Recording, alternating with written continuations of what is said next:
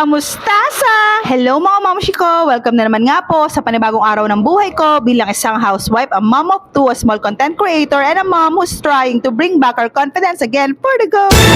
At dito ko na nga sisimulan mga mamshi ko. Ito nga po ay nung linggo at hindi po ngayon. Opo, salamat! At ayan mga mima ko, talaga namang tamang sayaw lang ako ng mga oras na yan dahil parang napakataas ang energy ko for today's video. Opo.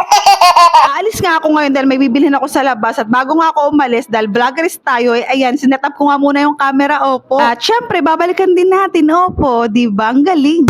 Katerigan nga ng araw mga mamshi ko ito dahil ito yung mga alas 10, opo. At ayan, lumabas nga lang ako dahil bibili nga ako ng karne dahil feel kong magluto today. Okay na nga ako makabili ng karne kala Ate Helen ay pumunta rin naman ako dito sa tindahan nga ng gulay nila Mamshi Grace. Manila nga ako dito mga mamshi ko ng sibuyas na pula, sibuyas na puti sa kakalamansi dahil nga yun yung kakailanganin ko para sa aking lulutuin. At umuwi na rin nga kaagad ako mga mamshi ko dahil talaga naman napakasakit sa balat ng init. Opo, hindi ako nagbibiro. At ayan nga mga mamshi ko, pagkabalik ko nga sa bahay, ayan, naglalaro nga sila mama saka si Aiden at si Ate Aki dahil pinahabilin ko nga muna si Aiden kay mama habang bumibili nga ako ng karne. Naliguan ko naman na si Aiden noong mga oras na yan mga mamshi ko at si Ate Aki na nga lang yung hindi pa. Nakasaing na nga si Mama Malu mga mamshi ko at nakapagluto na nga rin siya ng hotdog at nakabang na nga rin yung corn beef dahil lulutuin na nga sana niya. Kaya lang nga, feel ko nga magluto kaya sabi ko, yun nga ipapatikim ko kala mama yung lulutuin ko. Ayan, dahil nga na kay Mama Malu pa yung mga bata, sinimulan ko na nga magluto at nilabas ko nga muna yung binili kong mga pork chop mga mamshi ko. Pork chop siya tapos pinahati ko nga sa gitna. Hinugasan ko na nga rin mga mamshi ko para nga makapagsimula na nga ako at nung nahugasan ko na nga, syempre, pinabarang ko na nga rin siya ng toyo dahil yun nga ang pinaka main ingredients. Ilagyan ko na nga rin mga mamshi ko ng maraming bawang at sinunod ko na nga rin ng maraming sibuyas para nga mas masarap dahil mas maraming aromatic. Aromatic?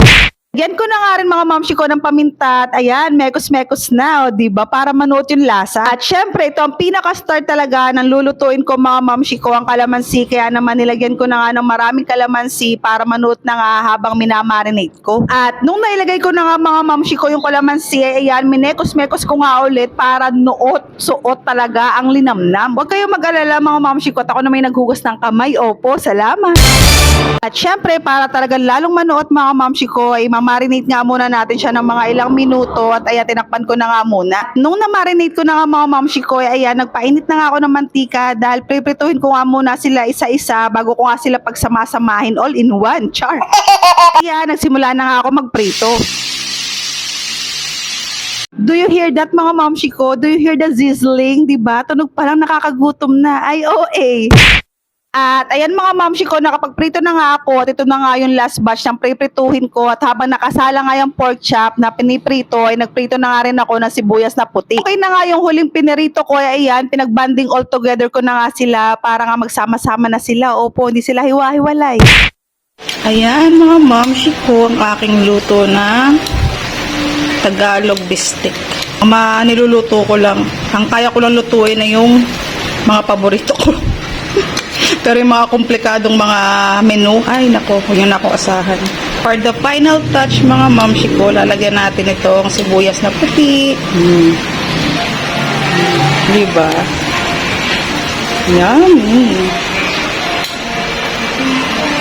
At ayan mga mamshi ko, luto na. Talaga namang takam na nga rin ako dahil ang tagal na nga rin nung huling ako magluto. Na nga nung dumating sila mama dito, talaga namang araw-araw halos talaga si Mama Malu ang nagluluto at naglilinis nga ng bahay. Kung din naman ako magluto mga mamshi ko, pero yun lang mga paborito ko talaga at yung mga madadali lang gaya ng mga prito-prito, sabaw-sabaw, yung mga ganon. Pero kapag meron ng mga sarsa, may mga gata, ay naku, hindi ko talaga kaya. At ayan na nga mga mamshi ko, kumakain na nga kami ng mga oras na yan at dahil nga kumuha nga ako ng sili, dahil mga mamshi ko kapag paborito ko talaga ang pagkain na kinakain ko, lagi ako may ginangata na sili. Pampagana rin ba? At ayan nga, dahil napasarap na nga yung kain ko mga mamshi ko, ayan, napataas na rin ako ng paa. Ewan ko ba mga mamshi ko, pero iba talaga yung sarap ng pagkain mo kapag nakataas yung paa mo, opo. Ayan mga mamshi ko, kain po tayo. At nung bandang alas 4 naman mga mamshi ko, sakto katatapos ko nga lang maligo, ay dumating naman si Kuya Sammy. Si Kuya Sammy po yung nagpicture sa amin ng binyag ni Aiden at birthday ni Ate Aki. Kinuha po kasi namin sa kanyang package, kagaya nung kinuha namin kay Ate Aki noon na mayroong kasamang album saka picture frame. At namili lang kami mga mamshi ko nung pictures na ilalagay nga sa album at yung picture na gagawin ngang frame para kay Aiden. Ito naman mga mamshi ko ay nung linggo rin ng gabi at ayan nagagayak nga sila Tita Melay, tinutulungan nga siya ni Tito J saka ni Tita May. Uuwi na kasi mga mamshi ko si Tita Melay sa kanila at susunduin nga siya ng kanyang boyfriend at ayan dahil napamahal na nga si Ate Aki sa pusa ni Tita Melay na si Bubbles ay ayan halos talagang ayaw humiwalay. Nung bumalik na nga si Ate Aki kay Mamay, ayan grabe nga ang iyak. Tita din. Baboy, baboy. Baboy, Tita Melay, baboy. Baboy.